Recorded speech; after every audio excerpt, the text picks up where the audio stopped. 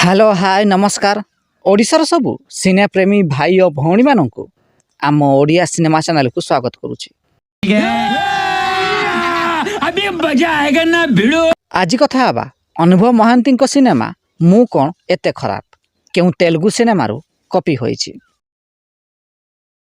2008 मसीह release होइतिला एक Telugu cinema jar ना रही बालादूर। एही सिनेमार मुख्य भूमिका रे रवि तेजा अभिनय करथिले।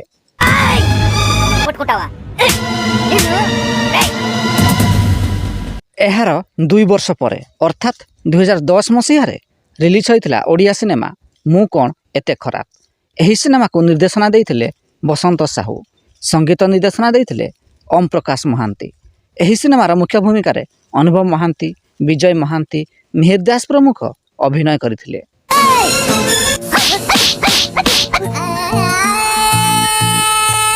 जदि वीडियोटी पसंद आसताई तेबे लाइक, शेयर एवं चैनल टी को सब्सक्राइब करंतु।